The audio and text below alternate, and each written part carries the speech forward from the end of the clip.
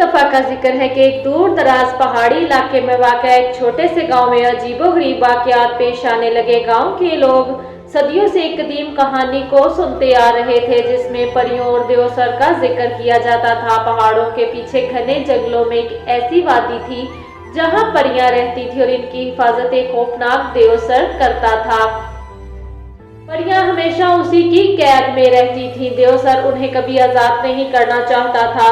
गांव के लोग हमेशा इस वादी से बहुत दूर रहते थे देवसर के डर से, क्योंकि इनके बड़ों ने इन्हें वार्निंग की थी कि अगर कोई भी इस वादी में कदम रखेगा तो देवसर के गजब का शिकार होगा। मगर वक्त गुजरने के साथ साथ इस कहानी को मुख्तसर एक अफसाना समझा जाने लगा। गांव के नौजवानों में इस बात का तजस्सुस बढ़ने लगा कि आखिर इस जंगल की तरफ क्यों नहीं जाना चाहिए। इस वादी में आखिर ऐसा क्या राज है जो कि इनके गांव वाले अक्सर अपनी कहानियों में सुनाते थे। परियां कहाँ हैं और देवसर ने उन्हें कहाँ कैद किया है, ये नौजवानों में बड़ा तजस्सुस बढ़ने लगा।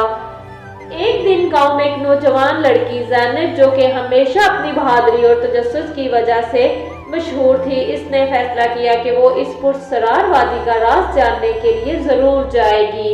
इसकी हिम्मत और इसकी इरादा पक्का देखकर गांव वालों ने इसे बहुत मना किया और गांव के बाकी लोगों ने इसे रोकने की कोशिश भी की, लेकिन इसका दिल मुतमिन न हुआ और इसने दिल से फैसला कर लिया था कि वो जंगल में इस वादी का राज जरूर जानेगी।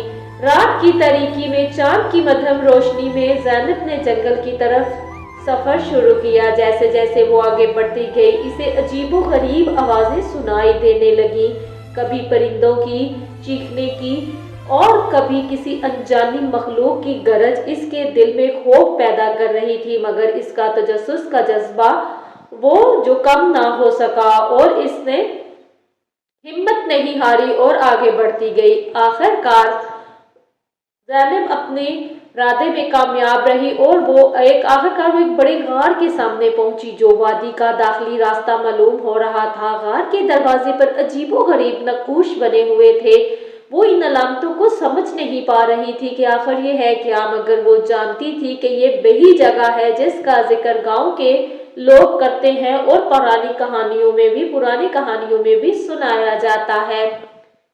ज़ैनब ने हिम्मत जमा की और गार में दाखिल हुई। जैसे ही वो अंदर गई इसके चारों तरफ अजीबोगरीब रोशनियों ने इसे घेर लिया। ये रोशनियां परियों की थी जो इंतहाई खूबसूरत थी, मगर इनके चेहरों पर खौफ और बेचैनी के आसार थे। वो परियां ज़ैनब को खबरदार कर रही थीं कि वो वापस चली जाए, क्योंकि आगे देवसर बैठा है और वो ज़ैनब को जिंदा नहीं छोड़ेगा। ज़ैनब ने इनकी बातों को नज़रअंदाज करते हुए परियों से कहा, तुम लोग मत घबराओ, मैं तुम लोगों को आज़ाद करने आई हूँ। आगे बढ़ने का फैसला किया। वो समझ गई थी कि परियों को देवसर ने कैद कर रखा है। वो अपनी आज़ादी के लिए किसी बहादुर इंसान की मदद चाहती थी।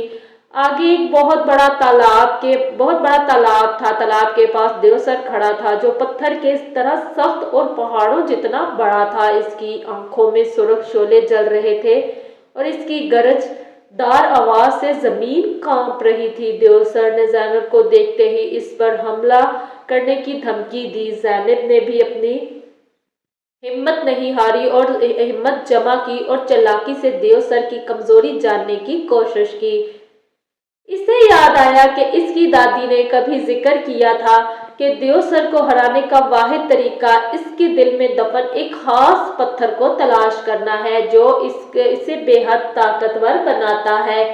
ज़ैनब ने जल्दी से अपनी चालाकी दिखाई और हाजिर दिमागी से देवसर को बातों में उलझाकर वो पीछे के रास्ते से गार में छिप गई और जैसे ही वो गार में दाखिल हुई वहां इसे वो पत्थर मिला जिसके बारे में कहा जाता था कि वो देवसर की ताकत का राज है। जैसे ही ज़ैनब ने पत्थर को छुआ देवसर की चीखें बुलंद हुई और वो तेजी से कमजोर होने लगा। परियों ने मौके का फायदा उठाया और देवसर को कैद कर दिया। वादी एक बार फिर अमन और सुकून का गहवारा बन गई। ज़ैनब गांव वापस आई और लोग हैरान थे कि वो कैसे देवसर से बच निकली और वादी को कैसे इसने आजाद करवा दिया। और इसने वादी के राज को जाना कैसे। ज़ैनब ने इन्हें कहानी सुनाई और फिर गांव के लोगों ने हमेशा के लिए इस वादी को महफूज कर लिया ताकि दोबारा कोई देवसर जैसा जिन इस वादी पर आकर कब्जा ना कर सके और परियां आजाद हो गईं। ये कहानी ना सिर्फ ज़ैनब की बहादुरी की दास्तान थी बल्कि हमें ये भी सिखाती है कि इंसान के अंदर छुपी हिम्मत और जहानत इसे सबसे बड़े खतरात से बचा सकती है। उम्मीद है कि आपको आज की कहानी पसंद आई होगी। प्लीज़ मेरी वीडियो को लाइक और मेरे चैनल को सब्सक्राइब कीजिए।